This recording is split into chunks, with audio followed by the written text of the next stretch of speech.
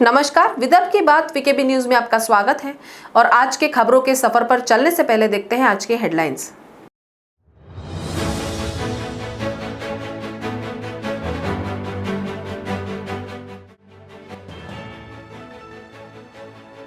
Corona का तीव्र संक्रमण फैलने के चलते अकोला में सोमवार से लगा सख्त लॉकडाउन। शहर में सर्वत्र नजर आया सन्नाटा। 6 दिनों के लिए लगाया गया है प्रतिबंध।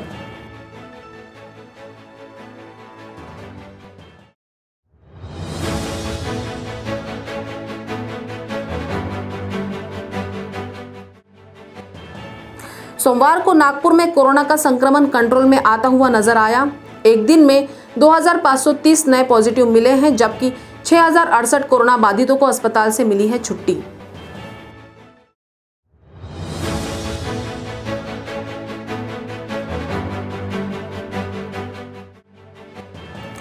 और विधान परिषद में प्रतिपक्ष नेता प्रवीण दरेकर ने वैक्सीनेशन में महाराष्ट्र अग्रणी होने के मुद्दे पर सरकार से पूछा सवाल। कहा, महाराष्ट्र में कहां से आई इतनी बड़ी संख्या में वैक्सीन।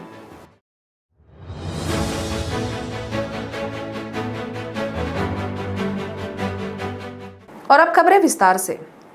अकोला जिले में कोरोना के बढ़ते संक्रमण के चलते जिलाधिकारी के निर्देश पर रविवार की रात 12 बजे से 6 दिनों के लिए सख्त लॉकडाउन लगा दिया गया है। इसके चलते सोमवार की सुबह अकोला की सड़कों पर सन्नाटा छाया रहा। सड़कों पर अक्सर वाहनों की चहल पहल नदारद थी। शहर के कैमरा पर्सन महेश आंबेकर ने वीकेबी न्यूज के दर्शकों के लिए अकोला शहर में लॉकडाउन के बाद उत्पन्न सन्नाटेदार दृश्य को ड्रोन कैमरे में कैद किया। देखिए लॉकडाउन के बाद कैसे पसरा हुआ है अकोला शहर में सन्नाटा। कोरोना की उल्टी गिनती शुरू होने के दौर में पिछले सप्ताह पाए गए कोरोना पॉजिटिव मरीजों की अपेक्षा सोमवार को नए पॉजिटिव की सबसे कम संख्या रही। सोमवार को 15,310 टेस्ट हुए, जिनमें से 2,530 नए पॉजिटिव मरीज पाए गए, जबकि मृत्यु संख्या पर गजब का नियंत्रण पाया गया है। जिले में एक दिन में 51 मरीजों की मृत्यु हुई, जिनमें नागपुर शहर के 31 मरीजों का समावेश है, जबकि 24 घंटे में 6068 कोरोना बाधितों को अस्पताल से छुट्टी मिली है। इस प्रकार अब नागपुर में केवल 51,143 एक्टिव केसेस बकाया है। विधान परिषद के विरोधी पक्ष नेता प्रवीण दरेकर ने आज एक प्रेस कॉन्फ्रेंस में राज्य सरकार पर सवाल उठाते हुए कहा है कि यदि महाराष्ट्र सरकार कहती है कि देश में महाराष्ट्र ने सर्वाधिक वैक्सीनेशन किया है, दूसरी ओर केंद्र सरकार पर आरोप लगाया जा रहा है कि वह वैक्सीन नहीं दे रही है, ऐसे में यह प्रश्न उठता है कि यदि सबसे ज्यादा डोज महाराष्ट्र में दिए गए हैं तो इतनी वैक्सीन कहां से आई है।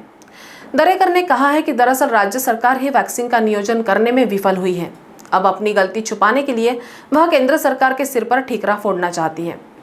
नहीं मिल रहा है और चीजें इसलिए डावाडोल हो रही हैं। और वैक्सीनेशन अगर राज्य सरकार कहती है कि सबसे ज्यादा वैक्सीनेशन महाराष्ट्र ने किया है, तो सबसे ज्यादा वैक्सीनेशन किया तो वैक्सीनेशन लाया कहाँ से? 1,67 लाख वैक्सीनेशन के डोज महाराष्ट्र को मिले, जो देश में सबसे ज्यादा है। 30 लाख सेकंड डोज कंप्लीट हो गए, वो देश में सबसे ज्यादा है। तो ये वैक्सीनेशन आए कहाँ? तो देश में प्रथम क्रमांक मिला, इसका मतलब प्रथम क्रमांक की लस डोज केंद्र ने उपलब्ध करके दी, इसलिए इसी तरह का लसीकरण हम कर सके। लेकिन लसीकरण करने का नियोजन फेल्योर हुआ है। राष्ट्रवादी कांग्रेस के राष्ट्रीय प्रवक्ता नवाब मलिक ने केंद्र सरकार पर एक बार फिर बयानी प्रहार करते हुए प्रश्न चिन्ह उपस्थित कर दिया है। उन्होंने कहा है कि जब देश में केवल 250 कोरोना मरीज थे तब सख्त लॉकडाउन लगाया गया था, लेकिन आज रोजाना 4 लाख मरीज निकलने पर भी केंद्र सरकार राष्ट्रव्यापी निर्णय लेने में संकुचरा रही है। केंद्र सरकार को राष्ट्रव्यापी निर्णय लेना होगा, तभी कोरोना पर नियंत्रण पाया जा सकेगा।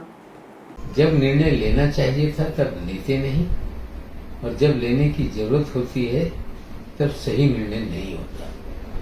शुरुआत में जब वर्ल्ड हेल्थ इमरजेंसी डिक्लेयर की गई जनवरी के पहले सप्ताह में, तो 3 महीने तक कोविड को लेके हम पूरी तरह से ये कहते रहे देश के आरोग्य मंत्री के कोविड भारत में नहीं आएगा। उसके बाद एकाएक देश भर में जब केस 400-500 थे, 2-2.5 महीने का लॉकडाउन लगा दिया। अब देश के अंदर लॉकडाउन नहीं लगाया जाए इस तरह की वकालत मोदी साहब कर रहे हैं। जब देश में 4 लाख से अधिक मामले रोज निकल रहे हैं, जब एक देश है तो एक नीति बननी चाहिए। अब 4 लाख का आंकड़ा छोटा नहीं, 4 लाख का आंकड़ा है और राज्यों पे जिम्मेदारी सौंप कर सरकार हाथ झटक ले, ये उचित नहीं। नागपुर के सभी कोविड मरीजों को अस्पताल में बेड, ऑक्सीजन तथा इंजेक्शन और उचित उपचार मिले, इस उद्देश्य से नागपुर मनपा में विशेष नियंत्रण कक्ष की स्थापना की गई है। इस कंट्रोल रूम से कोरोना के मरीजों को एक फोन कॉल पर ही सुविधाजनक शासकीय व निजी अस्पताल में बेड उपलब्ध कराया जा रहा है। पालक मंत्री डॉक्टर नितिन राउत ने आज ही मनपा के इस नियंत्रण कक्ष को भेंट दी और यहाँ मौजूद व्यवस्थाओं का जायजा लिया। नागपुर में कोरोना के मरीजों को अस्पतालों में बेड और ऑक्सीजन मिलने में भारी दिक्कतें आ रही थी। इसे देखते हुए महानगर पालिका की पहल पर स्थापित इस कंट्रोल रूम ने कोरोना मरीजों को अस्पताल में बेड की उपलब्धता सुनिश्चित कर दी है। मनपा नियंत्रण कक्ष को रोजाना 300 से अधिक कॉल कोरोना मरीजों को बेड उपलब्ध कराने से संबंधित ही आते हैं। नियंत्रण कक्ष में तैनात कर्मचारी उनसे संपूर्ण स्वास्थ्य की जानकारी लेकर मनपा की एम्बुलेंस में उन्हें अस्पताल में दाखिल करने में मदद कर रहे हैं। उल्लेखनीय है कि नागपुर में कई अस्पतालों में बेड खाली होने के बाद भी बेड नहीं होने की बात कही जा रही थी। धनाढ्य लोग अकारण ही निजी अस्पतालों के बेड आरक्षित कर लेते थे, जिससे गंभीर मरीजों के प्राणों को खतरा बढ़ने लगा था। जब से मनपा ने नियंत्रण कक्ष के माध्यम से ही अस्पतालों में मरीज भर्ती करने के आदेश जारी किए हैं, तब से आम गरीब कोरोना के गंभीर मरीजों को अस्पताल में बेड उपलब्ध होने लगे हैं। इस नियंत्रण कक्ष के माध्यम से विविध कोविड अस्पताल में रेमडेसिविर और ऑक्सीजन की आपूर्ति पर भी निगरानी रखी जा रही है। इस नई व्यवस्था से नागपुर के कोरोना मरीजों को बड़ी राहत मिलने की बात मनपा के अतिरिक्त आयुक्त राम जोशी ने कही है। आज आमच्याकडे महानगरपालिकेत असलेलं कोविड कंट्रोल रूम जे आहे, सेंट्रल कंट्रोल रूम आहे ते, या सेंट्रल कंट्रोल रूमचा एक नंबर आहे, तो मी पुन्हा एकदा इथे रिपीट करतो, 2567021 या क्रमांकाच्या 15 लाईन्स तिथे आहे, जेणेकरून जास्त लोकांना एंगेज वगैरे सोर मिळू नये। तिथे आमचे डॉक्टर्स आणि फोनवरती ऑपरेट करणारे अधिकारी कर्मचारी यांची नेमणूक 24 तासासाठी केलेली आहे। आपल्याला कुठल्याही पेशंटला जर कुठे बेड अवेलेबल बद्दलची माहिती पाहिजे आहे, आपल्या पेशंटला कुठे शिफ्ट करायचं आहे, तर त्यांना या नंबरवरती संपर्क साधल्यानंतर एक आणि त्यांचे डिटेल्स तिथल्या व्हॉट्सअप नंबरवरती जर पाठवले तर आमचे तिथले डॉक्टर ते ठरवतात की या पेशंटला फक्त ऑक्सिजन बेडची गरज आहे की ICU बेडची गरज आहे की व्हेंटिलेटर्सची गरज आहे, आणि त्याप्रमाणे अवेलेबल असलेल्या हॉस्पिटल्सला त्यांना तिथे पाठवतात, त्या हॉस्पिटलला ॲडमिशन करून देतात। या ठिकाणी गव्हर्नमेंटचे पण हॉस्पिटल्सची माहिती आहे, म्हणजे जिथे फ्री सर्व्हिसेस होतात, ज्यांना पेड सर्व्हिसेसमध्ये जायचं आहे अशा प्राइवेट हॉस्पिटल्स की सुद्धा माहिती इथे उपलब्ध है। नागपुर में बड़ी संख्या में पाए जा रहे नए कोरोना पॉजिटिव मरीजों को समय पर बेड और ऑक्सीजन उपलब्ध हो, साथ ही उनकी जान बचाई जा सके, इस उद्देश्य से नागपुर में डॉक्टर बाबा साहेब आम्बेडकर स्मारक समिति सामाजिक दायित्व का निर्वाह करते हुए दीक्षा भूमि पर 30 बेड क्षमता का कोविड केयर सेंटर निर्माण किया गया है। इस सेंटर का उद्घाटन भंते आर्य नागार्जुन सुरेश ससई के हाथों किया गया। इस अवसर पर मनपा के अतिरिक्त आयुक्त राम जोशी, समिति के सचिव डॉक्टर सुधीर फुलझेले तथा स्मारक समिति के पदाधिकारी उपस्थित थे। दीक्षा भूमि पर स्थापित इस कोविड केयर सेंटर में 15 ऑक्सीजन बेड और 15 आइसोलेशन बेड की सुविधा है। ऑक्सीजन के 10 जंबो सिलेंडर भी रखे गए हैं। यह ऑक्सीजन सेंट्रलाइज सिस्टम से सीधे मरीजों को बेड पर देने की सुविधा है। शहर के प्रख्यात चिकित्सक डॉक्टर सुशांत मेश्राम के मार्गदर्शन में चिकित्सा अधिकारियों की टीम यहां निःशुल्क सेवा देगी। यह सेंटर सेवाभावी कार्य के बतौर शुरू किया गया है और कोविड मरीजों के लिए यह निःशुल्क रहेगा। ऐसी जानकारी स्मारक समिति के सचिव डॉक्टर सुधीर फुलझेले ने दी है। दीक्षाभूमीवर Covid care centre 15 oxygen bed आणि 15 नॉर्मल बेड्स असं आम्ही सुरू केलेलं आहे। ज्या पेशंटला प्रायव्हेटमध्ये उपचार घेता येत नाही किंवा गव्हर्मेंट हॉस्पिटलमध्ये ज्यांना ॲडमिशन मिळत नाही, अशा पेशंटला आणि ज्यांची आर्थिक परिस्थिती खालावलेली आहे अशा पेशंटला सुविधा द्यायच्या ह्या उद्देशानं दीक्षाभूमीनं हा उपक्रम सुरू केला आहे। इथे सर्व सोयी ह्या निःशुल्क असतील। इथं राहणं खाणं, फक्त मेडिसिन्स जेवढे आहेत लागणारे किंवा बाहेरच्या टेस्ट ह्या पेशंटला कराव्या लागतील, पण आम्ही त्यासाठीही इथले स्थानिक दानदाते पाहत आहोत। अब वक्त तो चला एक छोटे से ब्रेक का, मिलते हैं एक ब्रेक के बाद। कहते हैं जब प्रोफेशनल लाइफ रंग लाती है तो पर्सनल लाइफ थोड़ी फीकी पड़ जाती है। गलत, बस बैलेंस जरूरी है। जैसे एक्स्ट्रा लाल और एक्स्ट्रा तेज एक ही चिली पाउडर में हो सकते हैं। नेचुरल रेड और तीखेपन का परफेक्ट बैलेंस है सुरुचि तेजा लाल चिली पाउडर। खाने में हो रुचि तो घर लाइए सुरुचि। ब्रेक के बाद आपका स्वागत है।